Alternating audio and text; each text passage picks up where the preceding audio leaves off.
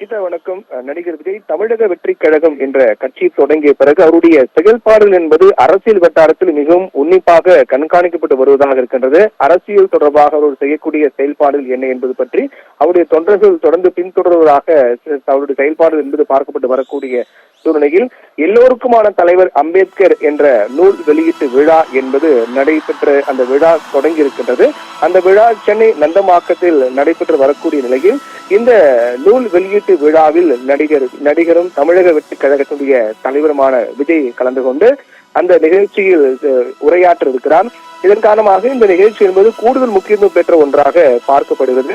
குறிப்பாக இன்றைய தினத்தை பொறுத்தவரையில் அண்ணல் அம்பேத்கருடைய நினைவு நாள் என்பதால் இன்றைய நாளில் எல்லோருக்குமான தலைவர், அதாவது அம்பேத்கரை பற்றி பலரும் தெரிவித்த அந்த கருத்துக்கள் பேட்டிகள் அடிப்படையில் ஒரு புத்தகமாக தொகுத்து வழங்கப்பட்டிருக்கிறது. அந்த புத்தகத்தை விசிகாவினுடைய துணை பொதுச் செயலரும் வாய்ஸ் ஆஃப் காம்ஸ் என்ற நிறுவனத்தில் நடத்தி வரக்கூடியவருமான ஆதவ் அர்ஜுனா அந்த புத்தகத்தை தொகுத்திருக்கிறார்.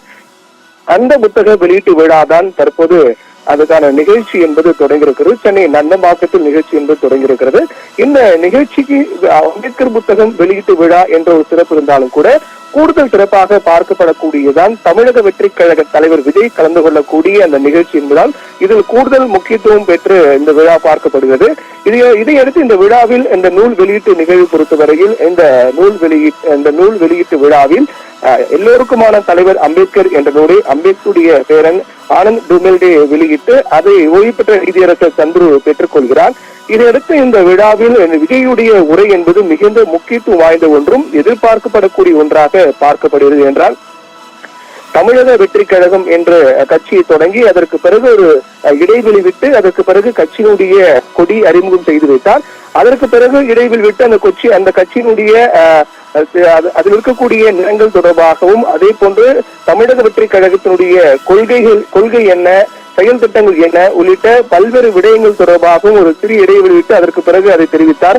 இப்படியாக தமிழக வெற்றி கழகம் என்ற கட்சியை தொடங்கியிருந்தாலும் கூட அதற்கு பிறகு அவருடைய செயல்பாடுகள் அரசியல் ரீதியான செயல்பாடுகள் என்றும் சற்று மந்தமாகவே இருப்பதாக அரசியல் விமர்சகர்களால் சொல்லப்பட்டு வந்த நிலையில் அவர் தமிழக வெற்றி கழகம் என்ற கட்சி தொடங்கிய பிறகு ஒரு முறை கூட அவர் செய்தியாளர் சந்திப்பை கூட நடத்தவில்லை.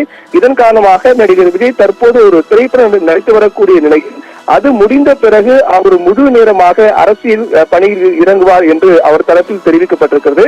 இருந்தாலும் கூட அவர் தமிழக வெற்றி கழகத்துடைய முதல் மாநில மாநாடு நடைபெற்ற போது லட்சக்கணக்கான தொண்டர்கள் இந்த மாநாட்டிற்கு வருகை புரிந்தார்கள்.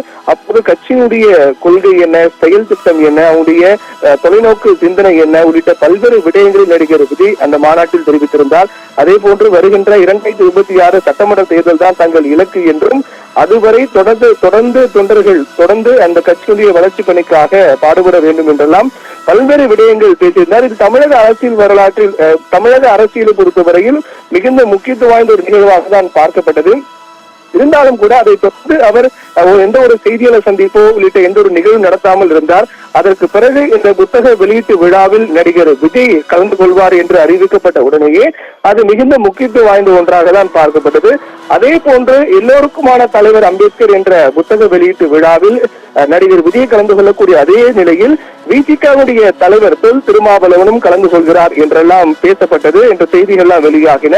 அப்படி என்றால் ஒரே மேடையில் விசிகா தலைவர் தொல் திருமாவளவன் அதே போன்று தமிழக வெற்றி கழக தலைவர் விஜய் கலந்து கொள்கிறார் அப்படிங்கிற போது அது இன்னும் கூடுதல் முக்கியத்துவம் பெற்றது. அப்படி என்றால் இது கூட்டணிக்கான ஒரு தொடக்கமா, கூட்டணி தொடர்பான பேச்சு என்பது கூட்டணி தமிழக வெற்றி கழகமும் விசிகாவும் இணைந்து 2026 சட்டமன்ற தேர்தலில் சந்திக்குமா என்றெல்லாம் செய்திகள் பரவலாக வெளியாகின. அதற்கு பிறகு அதில் திருமாவளவன் கலந்து கொள்வாரா இல்லையா என்றெல்லாம் பேசப்பட்டது. அது உறுதிப்படுத்த தகவலாக இருந்தது. அதற்கு பிறகுதான் திருமாவளவன் அந்த நிகழ்ச்சியில் கலந்து கொள்ளவில்லை என்று அதிகாரப்பூர்வமாக அறிவிக்கப்பட்டது. அது தொடர்பாக திருமாவளவன் விளக்கமும் கொடுத்திருந்தார். இந்த நிகழ்வை பொறுத்தவரையில் இதை நான் தவிர்ப்பதற்கான காரணம் என்பது இது அரசியல் ரீதியாக பார்க்கப்படுகிறது. அதாவது ஒரு தவறான தன்னை ஒரு கருவியாக பயன்படுத்தி கூட்டணிக்குள் குழப்பம் ஏற்படுத்த முயற்சிக்கிறார்கள் என்றெல்லாம் திருமாவளவன் தரப்பில் விளக்கம் தெரிவிக்கப்பட்டது.